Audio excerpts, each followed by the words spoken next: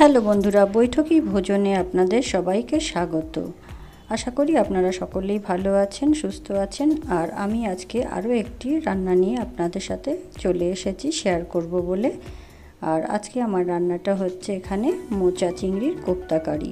তার জন্য আমি এখানে মোচাকে সেদ্ধ করে নিয়েছি। আমি এখানে আজকে মোচা কাটাটা দেখালাম না, কারণ মোচা কাটার পদ্ধতিটা আমার আরও একটি ভিডিওতে দেয়া রইল, আমার চ্যানেলে গিয়ে সেটা একবার দেখে নেবেন। আর এখানে আমি মোচাকে কেটে সেদ্ধ করে নিয়েছি। আর এগুলোকে আমি দিয়ে দিচ্ছি একটা মিক্সিং জারের মধ্যে। দিয়ে আমি এগুলোকে খুব ভালোভাবে একটা পেস্ট তৈরি করে নেব। এইভাবে আমার এই যে পেস্ট করা হয়ে গেছে, এগুলোকে আমি এখন সবগুলো বার করে নেব। নিয়ে একটা থালায় আমি এগুলোকে নিয়ে নিচ্ছি। পেস্ট করার সময় কোনো আমি এখানে জলের ব্যবহার করিনি।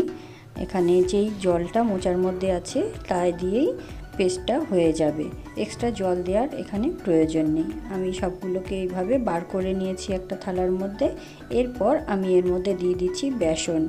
আমি এরকম বড় চামচের 2 চামচ বেসন এর মধ্যে দিয়ে দিচ্ছি। বেসন দিলে বাইন্ডিংটা ভালো হয় কোপ্তার। আর এখানে আমি আলু সেদ্ধ করে রেখেছিলাম, সেই আলুগুলো এর মধ্যে দিয়ে দিচ্ছি। আর দিয়ে দিলাম আমি এখানে কুচিয়ে রাখা পেঁয়াজ। একটা কড়াইতে সামান্য সর্ষের তেল দিয়ে নিয়েছি। নিয়ে এর মধ্যে আমি চিংড়িগুলোকে ভেজে নিয়েছিলাম প্রথমেই। আর চিংড়ির মধ্যে দিয়ে দিয়েছিলাম সামান্য লঙ্কার গুঁড়ো আর হলুদের গুঁড়ো। আর চিংড়িটাকেও আমি পেস্ট করে নিয়েছিলাম এইভাবে মিক্সিং জারে দিয়ে। এটাকেও একটা হালকা পেস্ট করে নিয়েছি। এতেও আমি জলের ব্যবহারটা করিনি, শুকনোই পেস্ট করতে হবে। আর সেই পেস্টটাকে এই মিশ্রণটার মধ্যে আমি দিয়ে দিয়েছি। চিংড়ি পেস্টটাকে সবটাই এর মধ্যে আমি দিয়ে দিলাম। দিয়ে এরপর এতে দিয়ে দিচ্ছি পরিমাণ মতো নুন দিয়ে দিয়েছি। আর দিয়ে দিলাম হলুদ গুঁড়ো। আর এখানে দিয়ে দিচ্ছি লাল লঙ্কার গুঁড়ো। আর সঙ্গে দিয়ে দিলাম আমি এখানে কাঁচা লঙ্কা বাটা, সামান্য কাঁচা লঙ্কা বাটা দিয়েছি। ঝালটা কম খেতে চাইলে স্কিপ করতে পারেন। আর দিয়ে দিলাম ধনেপাতা। দিয়ে সবগুলোকে আমাকে মাখিয়ে নিতে হবে, খুব ভালোভাবে মিশিয়ে নিতে হবে এগুলোকে। আর এখানে জল দেওয়ার দরকার নেই, কারণ মোচাতে এমনিতেই জল আছে। সবটা এইভাবে মাখিয়ে এরকম এই যে বাইন্ডিংটা হয়ে গেছে। আর শেপটা যা আপনি আপনার মতন করে নিতে পারেন। আমি ভাজার জন্য এখানে সর্ষের তেল নিয়ে নিচ্ছি। তেলটা এখানে একটু বেশি পরিমাণে লাগছে। সবগুলো এইভাবে আমি কোপ্তাগুলোকে ভেজে নিচ্ছি। ভেজে আমি তুলে নেব।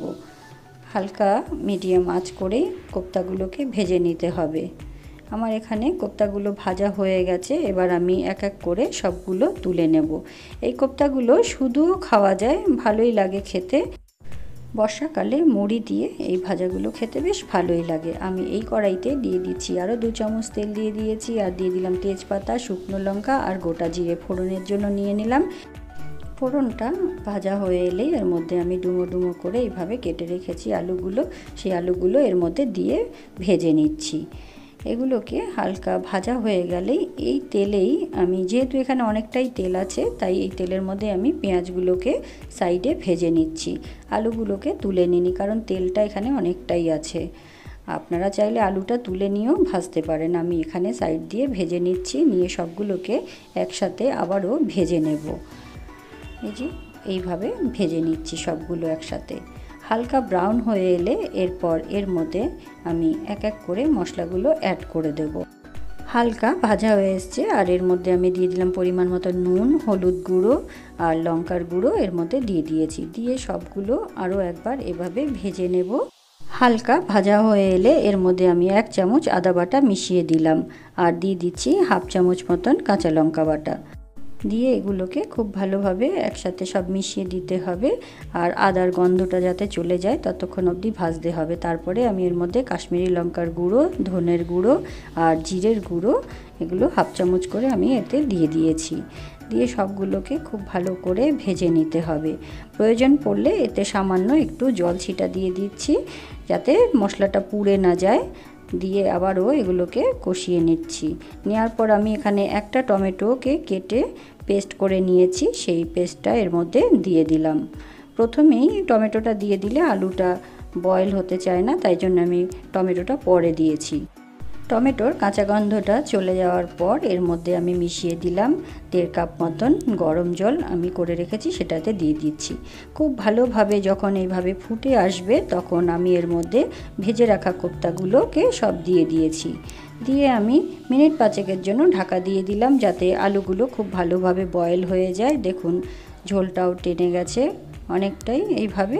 আর আপনারা যদি চান আরও ঝোল রাখতে, তাহলে এতে উষ্ণ গরম জল করে এর মধ্যে মিশিয়ে দিলেই হবে। আর আমি ওপর দিয়ে ধনেপাতাটা ছড়িয়ে দিয়েছি। আমি এটা রান্নাটা একটু মাখা মাখা করেই রেখেছি। আমার এখানে রান্নাটা হয়ে গেছে, আমি প্লেটে তুলে নিচ্ছি। আর কেমন হয়েছে অবশ্যই জানাবেন, আপনারাও ট্রাই করবেন।